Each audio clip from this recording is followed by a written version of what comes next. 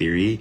It's just really a read. Okay, if you haven't seen part 1 of Skinwalkers Ranch, I would totally recommend you click this playlist down below and go watch part 1. I'm sorry that it took so long to post part 2. I've been in New York for the past week, but we're going to be picking up right where we left off. But I think I left off telling you guys about the scientists and their equipment. So after experiencing quite a bit of technical difficulties, a few of the scientists decided that they wanted to go to a few of the neighboring cities and ask any of the locals if they had any history or knowledge about the ranch. And I don't think these scientists were ready to hear what they were about to be told. So a few of the locals that these scientists ran into were actually Native American. And they ended up telling them the history of not just the ranch, but the land itself and their people. So the name of the ranch comes from a curse. The curse was placed on the land from a feud between the Utes tribe and the Navajo tribe. But this was at a time where the Utes tribe was in cooperation with the US government and sold their people and other Native Americans into slavery. But the Navajo, yeah, they weren't fucking having it. So basically they were like, y'all can take us, but y'all can't take this land. And they put a curse on the land, as rightfully so. And since then, it's literally been impossible to construct on this land, drill on this land, live on this land, build or grow anything on this land. It's all because they put the Skinwalker curse on it. So a Skinwalker is basically a witch who has chosen to wear or take on the form of what's only been described as a giant wolf. And they look like this when they're standing up, or this is a drawing of what they look like said standing up. And when they're on all fours, this is what they look like crouched down. It shows superhuman agility, almost as if it's a mixed species from wolf or human, or a mix of both. They're strong and bloodthirsty and known to expel a negative energy from them. So you are going to feel the presence of this animal before you even see or hear it, and that's fucking terrifying. The local Native Americans also told the scientists that if they continue to do their work and test the land and the soil, that they're gonna run into a lot of setbacks, and that it's the spirits stopping them from disrupting the earth. But quite a few scientists who worked on the homesteads across the ranch said they experienced vertigo and being touched while working on the ranch, as well as memory loss and even not being able to hear sound at moments at a time.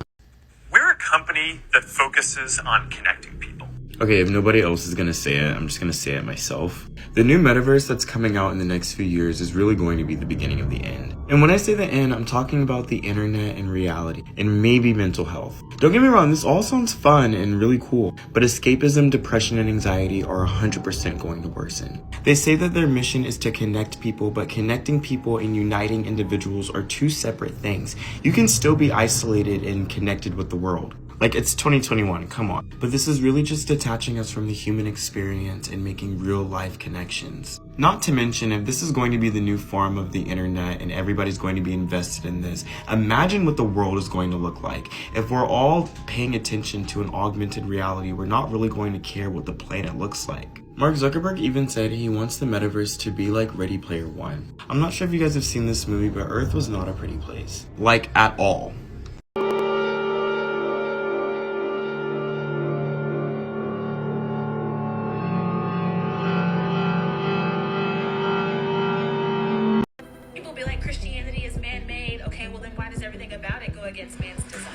Mass mind control. Let me break it down for you. Imagine for a moment that you want to control people forever and never be challenged. What do? You create what's called a prison of the mind.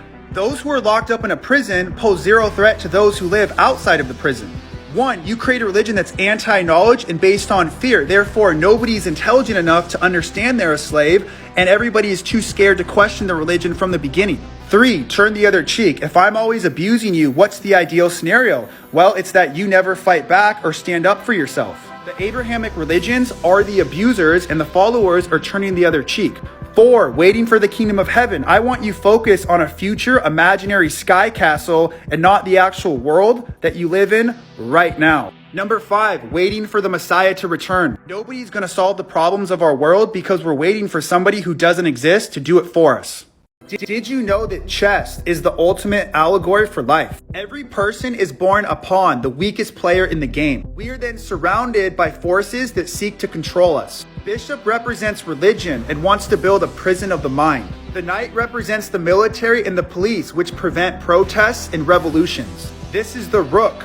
It represents politicians and the fake media. The king represents the rich elite billionaire class who run the world through money and they control the entire game. If you are able to overcome these forces and make it to the other side of the chessboard, the pawn can be transformed into the queen. The queen is symbolic for God, and the divine nature of God exists inside every pawn. The Abrahamic religions have you worshiping the queen instead of becoming the queen. The goal of life then is to transform yourself from the weakest player to the strongest player and to recognize that God is not outside of you, he's within.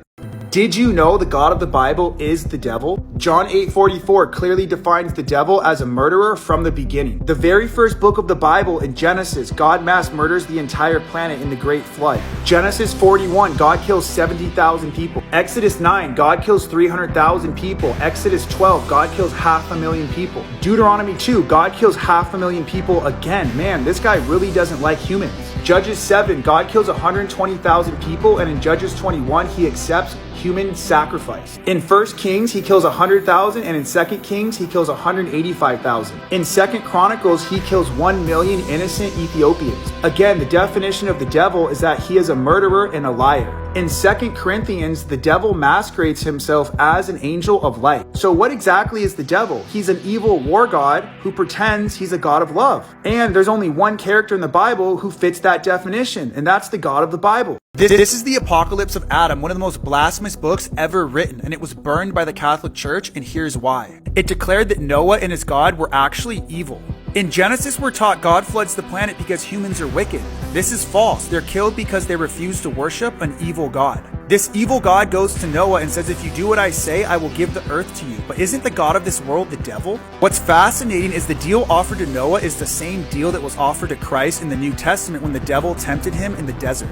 Unlike Christ, Noah accepts the deal from the evil God and becomes the cipher archetype from the Matrix because he's a traitor to the human race. So this evil God kills the entire planet, saving one family that agrees to worship him as their God. However, the flood can be a metaphor for flooding human consciousness with ignorance, which is exactly why the tree of knowledge was forbidden. It is knowledge that illuminates us of our own inner divine potential, something that places us above the petty and jealous gods of the Bible. This is the Apocalypse of Adam. The Catholic Church was so scared of this book, they tried to burn it out of existence. They were successful for 1,500 years until a copy was found in Egypt by a treasure hunter. In this book, everything is reversed. The God of the Bible is evil and the tree of knowledge is good. The serpent is the hero of the story, looking to enlighten and liberate Adam and Eve. Brilliant psychologist Carl Jung wrote, the serpent shows the way to the hidden things. The serpent is the Morpheus archetype from the Matrix, offering Adam and Eve the red pill, the pill of knowledge, while the God of the Bible offers the blue pill of ignorance and slavery. The serpent teaches Adam and Eve of the eternal God in the realm of light, and that Adam and Eve are higher than the evil gods of the garden. The serpent goes on to teach them that the gods of the Bible have blinded their intelligence and seek to fear them into slavery forever. This is exactly why the tree of knowledge is outlawed. It is critical thinking that reveals the God of the Bible to be evil, and it is knowledge alone that will save us. How the rich control your life. This is a gladiator stadium used in the Roman Empire to pacify the masses. Famous quote said, give them bread and circuses and they will never lead a revolution. The system was very simple and it was called bread and circuses.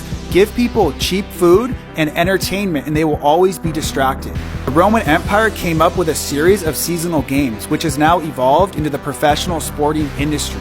Gladiators were often worshipped as heroes, and this has evolved into celebrity culture. This is a Roman Colosseum, and this is an NFL stadium. They're the exact same thing. This was made obvious during the COVID-19 pandemic when America shut down the sporting industry and riots and protests erupted nationwide. Why did this happen? Because the purpose of the games was to channel the revolutionary spirit from the people and onto the field. When you were done watching the games, well, now you can go home and go shopping. Bruh. No cat, this is probably the craziest shit I seen on Google Earth, TikTok. I ain't find it, so don't come for me. So if you go just north of Los Angeles, California, I don't know what the hell this thing is, but if you zoom in, it looks like a portal to another dimension. If you zoom in even closer, man, it looks like there's a portal right in the front entrance of it. But what makes it even crazier, man, look at this. You zoom over here, bro, it's fucking all tanks in the area. Like, what y'all need all these tanks for, yo? Tell me it's not trying to hide something. Why you got all these military tanks guarding something like this? Here's what I need y'all to do, man. Anybody that live in Los Angeles or even Ridgecrest, California, that's what it's closest to. You know what I mean? Go check this out, man. Us TikTokers need to know what the hell going on. Look, Ridgecrest right here. It's probably only a few